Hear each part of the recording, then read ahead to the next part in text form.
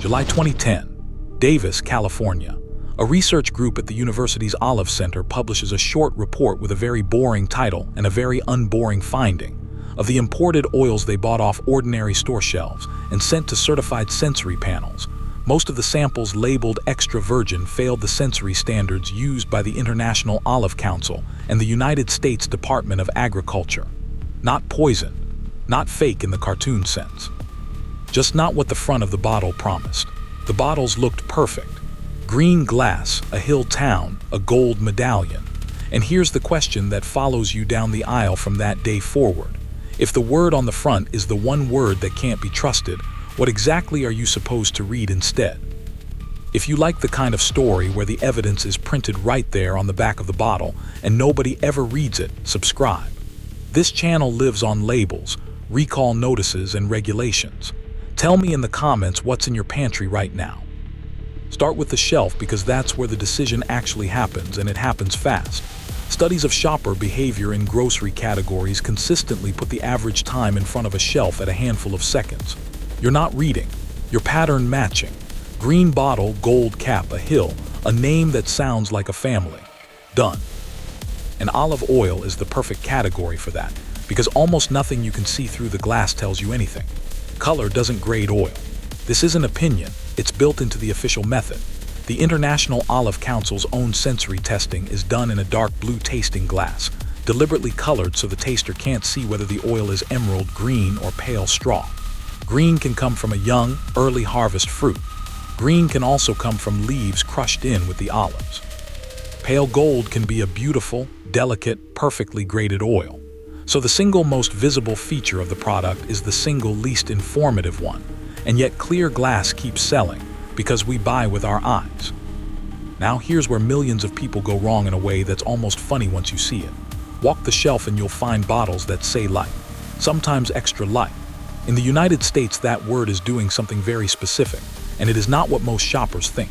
It refers to flavor and color, not calories. Every olive oil, every single one, is essentially pure fat, and every tablespoon lands in the same place. Roughly 120 calories, about 14 grams of fat. The Food and Drug Administration's nutrient content rules on the word light are about nutrients, and manufacturers using it for taste have to make that clear, which is why you'll usually see it followed in smaller type by the words tasting or in flavor. A lighter tasting oil is generally a more heavily refined one. Refining is exactly what strips out the flavor compounds.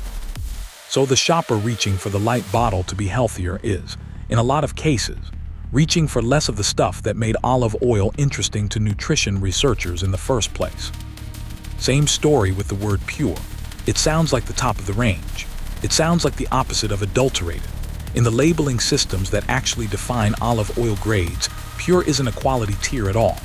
In European Union law, the middle tier product has to be described on the label as olive oil composed of refined olive oils and virgin olive oils. Say that out loud in a store and nobody buys it. Say pure and everyone does. Then there's the picture. A stone farmhouse, cypress trees, an old man with a basket. None of that is a legal claim. It's decoration, and decoration is not regulated the way a country of origin statement is. Which is why one of the most persistent consumer complaints in this category, in the courts and in regulatory files on both sides of the Atlantic, has been about origin impression rather than origin fact. And the last thing people get wrong is the number they never look for: harvest date. Olive oil is a fruit juice. It doesn't improve with age, it only declines. Yet most supermarket bottles carry only a best before date, which is calculated from bottling, and bottling can happen many months after the fruit came off the tree. Two bottles with identical best before dates can be a year apart in real age. So the front of the bottle is theater, beautiful theater. The evidence lives on the back in tiny gray type, and it's more honest than you'd expect. Turn the bottle around. In the European Union, the words allowed on that label are not marketing choices.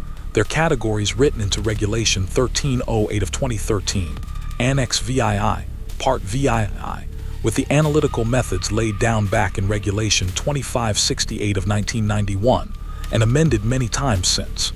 There are 8 legal grades, and only 4 of them can be sold to you directly. Extra virgin olive oil, obtained from the fruit by mechanical means only, with free acidity, expressed as oleic acid, of no more than 0.8 grams per 100 grams. Peroxide value no higher than 20 milliequivalents of active oxygen per kilogram. And this is the part most people never hear. It must also pass a sensory panel. The median of defects has to be 0, and the median of the fruity attribute has to be greater than 0. In plain English, a trained panel has to find no fault at all, and has to find actual olive flavor. Chemistry alone doesn't get you the word extra. Virgin olive oil, same mechanical extraction, free acidity up to 2, and the panel is allowed to find a small defect. It's a real grade and it's legal to sell, and it's rare on supermarket shelves in most countries because the word virgin without extra reads to shoppers as a downgrade. Then comes lampante, free acidity above 2 or defects the panel can't ignore. The name comes from lamp oil because historically that's what it burned in. Lampante cannot legally be sold to a consumer as it is. It has to be refined first. Refining is a chemistry process, neutralizing free fatty acids, bleaching with clay, and deodorizing with steam at high temperature. What comes out is refined olive oil, free acidity no more than 0.3, and almost no flavor, almost no aroma, and very little of the polyphenol content that gives good oil its bitterness and its peppery sting. Refined oil is then blended with a little virgin oil to give it back some taste and color. And that blend is the product Europe requires to be labeled olive oil, composed of refined olive oils and virgin olive oils, with free acidity up to 1. Below that sits pumice. After the paste has given up its oil, what's left still holds a few percent, and that can be extracted with solvent, refined, blended, and sold as olive pumice oil. It's legal. It's labeled. It just isn't the same product, and it usually isn't priced like it either. Now the loophole people ask about most: origin. Since Regulation 29 of 2012, virgin and extra virgin sold in the EU must carry an origin designation. But look at what qualifies: a member state, a third country, or one of these phrases: blend of European Union olive oils, blend of non-European Union olive oils, or blend of European Union and non-European Union olive oils. That last phrase is legal, honest, and almost meaningless as geography. And crucially, origin is defined by where the olives were harvested and where they were milled, which is why the difference between product of and packed in matters so much. In the United States, there's another layer. The USDA published voluntary grade standards for olive oil effective October 25, 2010, aligning largely with international definitions. Voluntary is the key word.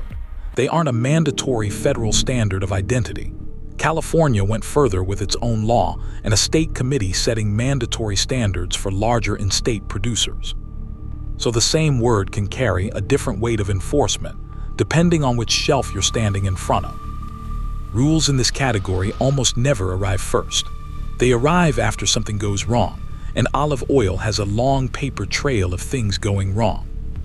The modern chemical framework itself grew out of a simple economic fact.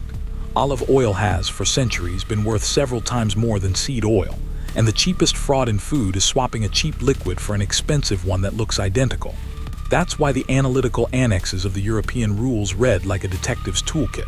Sterol composition, because different plants build different sterols. Fatty acid profile. Stigmastidines, which show up when an oil has been refined. Waxes, which help separate pressed oil from solvent-extracted pumice. Each of those tests exists because somebody, somewhere, was caught.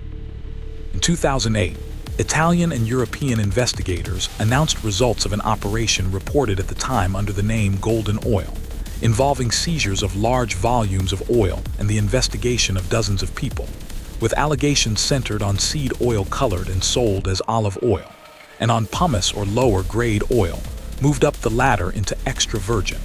It became one of the reference points every later story cited.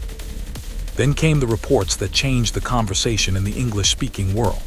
In July 2010, the UC Davis Olive Center, working with the Australian Oils Research Laboratory, reported that a majority of imported samples labeled extra virgin, bought at retail in California, failed the IOC and USDA sensory standards. A follow-up report in April 2011 tested a broader set. The North American Olive Oil Association, the the trade body for importers, publicly disputed the methodology and the sampling, and has consistently argued that the vast majority of oil on American shelves meets grade. Both positions are on the public record. What matters for you is that the dispute itself is about sensory panels, and sensory panels are the one part of the standard the shopper can partially replicate at home, which we'll come back to. Courts got involved too. In the Northern District of California, the case Kumar versus Salve North America Corporation ran for years over the phrase imported from Italy on a widely sold brands label, where the plaintiffs alleged the oil was sourced from several countries and only bottled in Italy. The parties reached a class settlement that received court approval, and the company's label language changed. Similar consumer class actions were filed against other large importers in the same period. Across these cases, the recurring allegation wasn't poison, it was geography and grade. Europe also patched a different hole entirely. From January 2014, under Rules Amending Regulation 29 of 2012, olive oil offered at restaurant tables in the EU has to come in packaging with a tamper-evident closure and proper labeling, and cannot be presented in a refillable cruet. The reason is exactly what it sounds like. Nobody could tell what was in the jug. Italy's own Agricultural Fraud Inspectorate and the Carabinieri Unit, dedicated to food safety, publish annual figures on seizures in the olive oil sector. And Italian parliamentary work on food crime through the mid-2010s repeatedly flagged the category as high risk precisely because the value gap between grades is so large, and the product is a liquid that mixes perfectly. Where accounts differ say so plainly. Industry bodies argue the fraud rate on major branded retail oil is now low and shrinking under tightened testing, while researchers and prosecutors argue the incentive never goes away. Both can be true at once. The tests got better, so did the people gaming them. So you're standing in the aisle. 20 seconds. Here's the order an inspector's eye would take, and none of it requires you to trust a brand. 1. Find the harvest date, not the best before. The harvest, sometimes printed as harvest, crop year, or a range of months. If it's there, that's a producer telling you they're not ashamed of the age of the fruit. Northern Hemisphere harvest runs roughly October to January. Southern Hemisphere, roughly April to June. If you're buying in spring and the harvest says the previous autumn, that's fresh. If there's no harvest date at all, you're relying on the best before, which under EU practice is commonly set 18 to 24 months from bottling. Buy the one with the furthest out best before on the shelf. That's a proxy for youth, not a guarantee. 2. Read the grade phrase exactly. Extra virgin olive oil. Virgin olive oil. Olive oil composed of refined olive oils and virgin olive oils. Olive pumice oil. Those are the legal buckets. Everything else on the front, pure, classic, light tasting, robust, premium chef selection, is language with no legal grade behind it. Not lies, just not grades. 3. Origin, and read it like a lawyer. Product of a named country means the olives were grown and milled there under EU rules. Packed in, bottled in, or imported from a country tells you about the last stop, not the orchard. Blend of European Union and non-European Union olive oils is a legal statement that the oil could contain fruit from several countries across 2 continents. It's not a scandal. It is, however, a completely different thing from a single origin oil, and it should be priced differently. 4. Look for a protected designation. In Europe, PDO and PGI seals mean a registered geographical scheme with a control body and a specification, verified by a named certifier. In California, the state's olive oil seal scheme applies mandatory standards to larger in-state producers. These aren't taste guarantees. They're traceability guarantees, and traceability is the thing fraud hates. 5. The container. Dark glass, tin, or an opaque bottle. Light drives oxidation, and the shelf is lit for 12 hours a day. Clear glass under a bank of fluorescent tubes is the worst possible storage a bottle can experience before you even own it. If everything on the shelf is clear glass, take from the back or the bottom shelf, where less light lands. 6. The price floor. Do the arithmetic per liter, not per bottle. It takes roughly 5 kilos of olives to make a liter of oil, and that fruit has to be picked, transported, milled within hours, stored under nitrogen, bottled, shipped, warehoused, and margined at every step. When a liter of extra virgin costs less than a liter of a decent seed oil, the label may still be legal, but the economics are telling you something about the grade of the fruit that went in. 7. At home, open it and use your nose. Rancid oil smells like old crayons, putty, stale nuts. Fusty oil from fruit left in piles too long smells like a damp cellar. Good fresh oil smells green like cut grass, tomato leaf, artichoke, or almond. And when you sip it, it should catch at the back of your throat and make you cough. That cough has a name among tasters, and it tracks with polyphenol content. A bland, buttery, totally smooth oil isn't necessarily bad. But it isn't what you paid extra for either. The strangest documented case in this category isn't really about olive oil at all.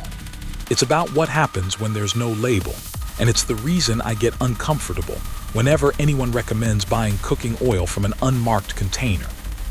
Spain, spring of 1981. In the working-class districts around Madrid and up through Castile and Leon, cooking oil was sold at open-air markets out of 5-liter plastic jerrycans, unmarked, cheaper than the shop price, described by sellers as olive oil.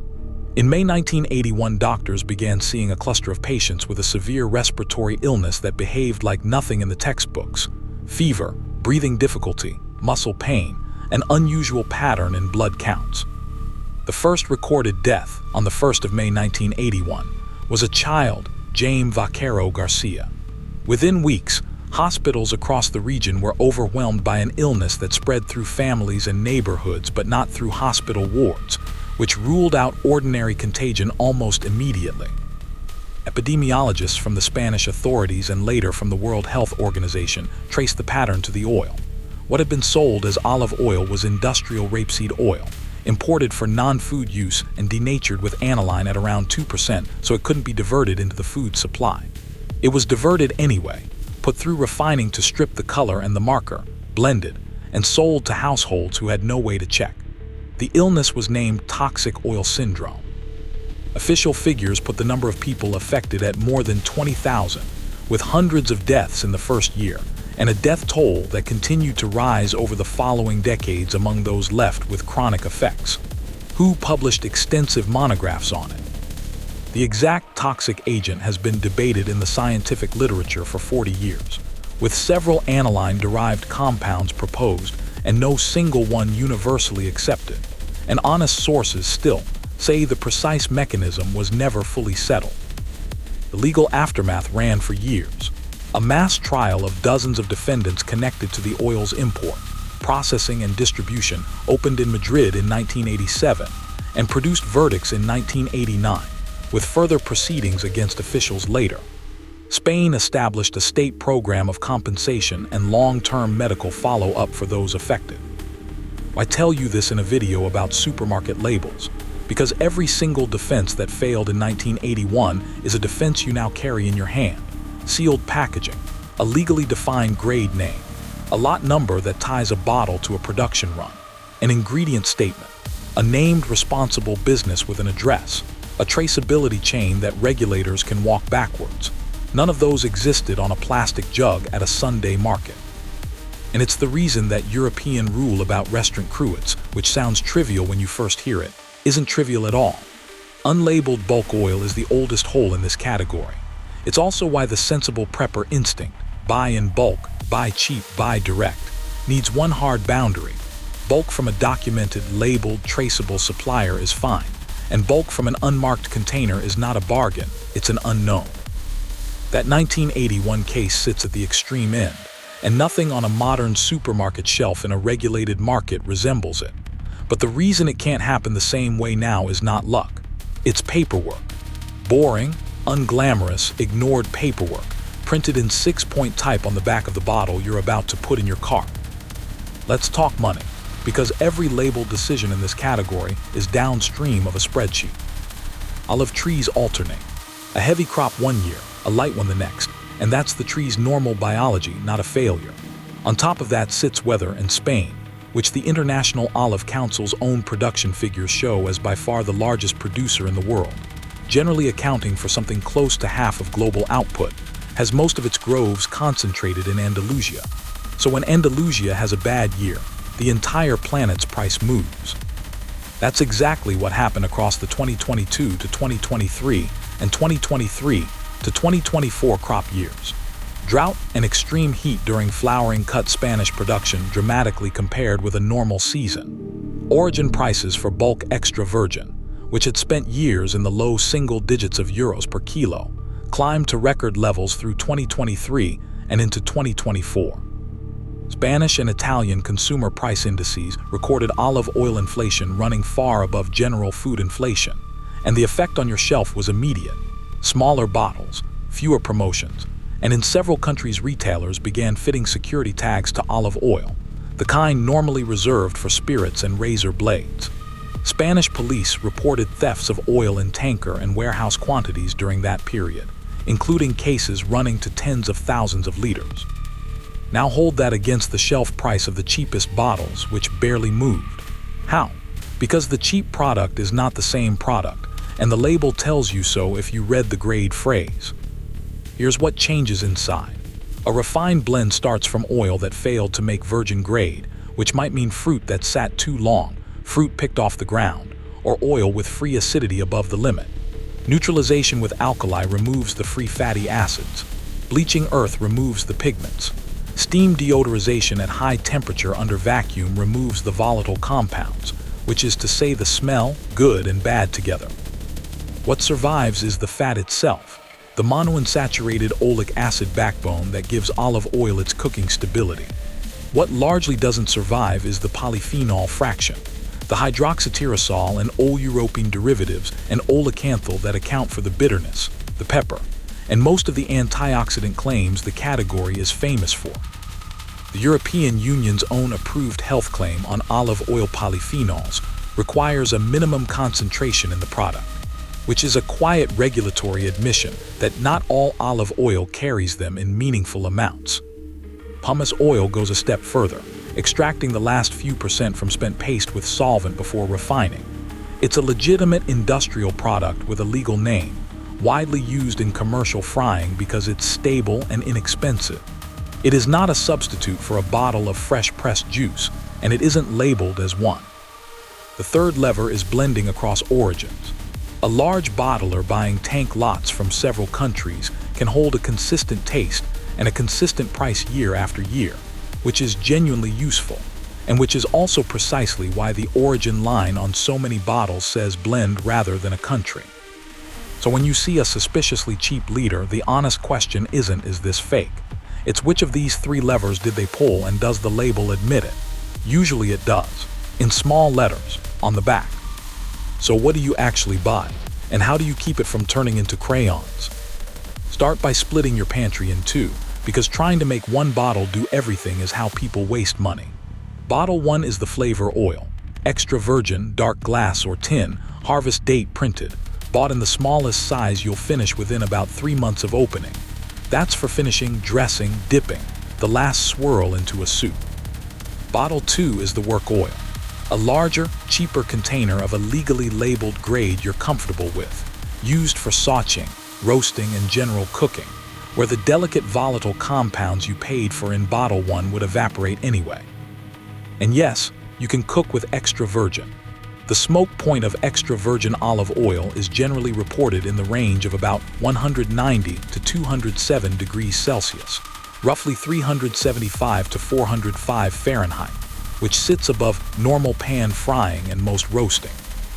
Published work on the oxidative stability of olive oil under heat, including Australian research comparing common cooking oils, has found extra virgin performing well relative to many seed oils, partly because those same polyphenols act as antioxidants. Using good oil to cook isn't a crime.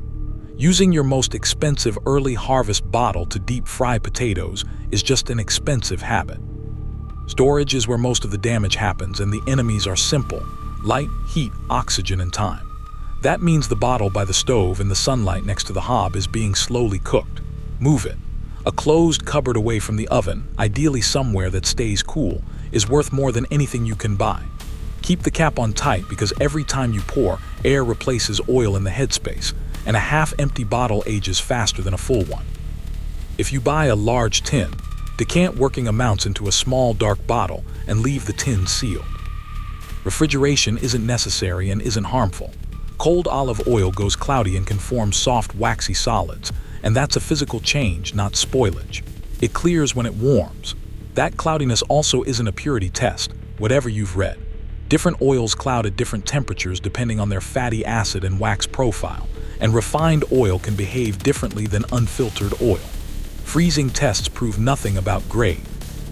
Real shelf life, honestly stated. An unopened extra virgin, stored cool and dark, is generally at its best within about a year to 18 months of harvest, and best before dates in the EU commonly run 18 to 24 months from bottling. Refined blends have less to lose and often carry longer dates because there's less flavor left to degrade. For long-term pantry planning, that's the trade you're making. The oil with the most nutritional interest has the shortest useful window, and the oil with the longest window has the least character. Neither is wrong. Just don't buy a case of premium early harvest for a 5-year plan. Rotate, write the purchase month on the cap in marker. Open, smell, and if it smells like putty, old nuts, or wax crayons, it's rancid, which is a quality problem rather than a safety emergency, and it's a signal your storage spot is bad. One last thing, buy from a sealed, labeled container with a lot code and a named responsible company every single time. That's not brand loyalty. That's the audit trail, and it's the only part of this whole system that was built specifically to protect you. Here's what stays with me. Nothing in this story required a conspiracy. It only required a shopper in a hurry, a beautiful bottle, and a word that means one thing in a regulation and something warmer in your imagination. The law did its part. It defined 8 grades, wrote the chemistry, forced the origin line onto the label, and sealed the cruets on restaurant tables.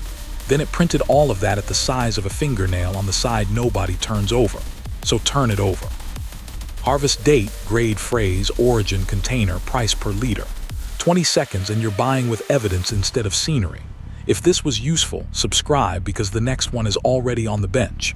And tell me in the comments which pantry staple you want taken apart next. Honey, vanilla, canned tuna, or ground black pepper. I'll follow the labels wherever they go.